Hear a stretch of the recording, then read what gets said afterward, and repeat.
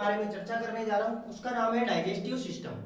Digestive system का जो अपना पार्ट चल रहा था फ्रेंड्स, वो फेरिंग्स चल रहा था। फेरिंग्स को हम हिंदी में ग्रसनी भी बोलते हैं। फ्रेंड्स, ग्रसनी क्या है, आज हम उसके बारे में डिस्कस करने वाले हैं। तो चलिए स्टार्ट करते हैं। The pharynx is a common organ of respiratory system और डाइजेस्टिव सिस्टम का यह एक कॉमन पार्ट है, कॉमन ऑर्गन है।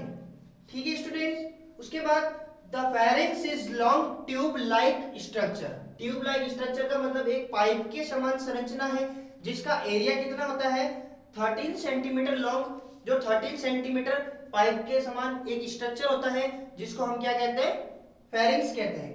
The diameter of pharynx is about 6 to 5 centimetre, यह इसका चौड़ाई होती है। The pharynx is situated in the upper part of neck and the level of cervical vertebra C1 से लेके C6 तक यह सिचुएटेड रहती है। मतलब अपनी जो नेक होती है वहां से लेकर जो अपनी सर्वाइकल वर्टिब्रा 6 होती है वहां तक ये सिचुएटेड रहती है, मतलब वहां पर ये पाई जाती है। The pharynx is through hollow muscular organ, और यह एक होलो मस्कुलर ऑर्गन है, मसल्स से बना हुआ है, एक पाइपनुमा संरचना है, यह एक खोखली संरचना है, तो इसे होलो मस्कुलर ऑर्गन भी कहा गया है। Pharynx superiorly connected with nasal cavity, और यह सुपीरियरली मतलब ऊपर से किससे कनेक्टेड होती है, नेजल कैविटी से कनेक्टेड होती है। इज नॉन एज नेजोफेरिंग्स, और इसे अपन क्या कहते हैं, नेजोफेरिंग्स भी कहते हैं। फिर anteriorly the buccal cavity communicated connected with the pharynx, it is known as oropharynx, और जो नीचे से थोड़ा सा जो लगभग 2 से 3 सेंटीमीटर पार्ट होता है वो ओरोफेरिंग्स से कनेक्टेड होता है, जिसे अपन ओरोफेरिंग्स कहते हैं।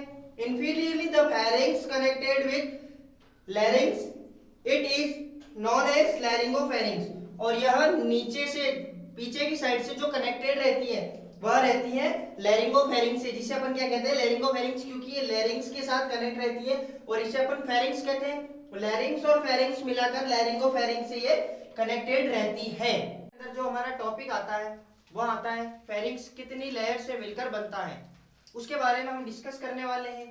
जो हमारा फेरिंग्स है वो मोस्टली 3 लेयर से मिलकर बनता है। वो 3 लेयर्स कौन कौन सी हैं आज अपन देखते हैं। जो हमारी आउटर लेयर होती है फेरिंग्स की, वह outer layer is the composed of fibrous connective tissue से मिलकर यह बनती है, जो क्या काम करती है, so the pharynx become tough and not collapse, जिसको फेरिंग्स को सिकुड़ने से और उसको मजबूती प्रदान करने में सहायता करती है। कौन, आउटर लेयर। उसके बाद जो आता है middle layer. Friends, middle layer क्या काम करती है, middle layer of pharynx is composed of smooth muscles, smooth muscles से मिलकर मिडल लेयर बनी होती है, जो क्या काम करती है, फेरिंग्स को स्मूथ बनाए रखने में मदद करती है। और जो हमारी सबसे लास्ट वाली लेयर आती है वह आती है इनर लेयर। इनर लेयर क्या काम करती है, the inner layer of pharynx is composed of muscle membrane, mucous membrane से मिलकर बनती है। और म्यूकस मेम्ब्रेन क्या काम करती है, म्यूकस का स्रावण करती है, जो कि फेरिंग्स को अंदर से चिकना बनाए रखने में मदद करती है। The mucous membrane is the type of simple epithelium tissue, और जो म्यूकस मेम्ब्रेन होती है वह किससे मिलकर बनी होती है, और वो टाइप होती है किसका, सिंपल एपिथेलियम टिश्यू का टाइप होती है। Inner in the pharynx the tonsils are also found, और इसी थर्ड लेयर में या फिर कह सकते हैं अपन फेरिंग्स में टॉन्सिल्स आर फाउंड, टॉन्सिल्स पाए जाते हैं। जो छोटे बच्चे में गले में जो सूजन वगैरह आ जाती है वह उन्हें हम टॉन्सिल्स कहते हैं, और टॉन्सिल्स भी कहाँ पाए जाते हैं, फेरिंग्स में। Those tonsils are arranged in a circular arrangement, और यह एक सर्कुलर अरेंजमेंट में स्थिर रहती है। आर नॉन एज क्या कहलाती है, वॉल्डेयर्स रिंग्स, जो कि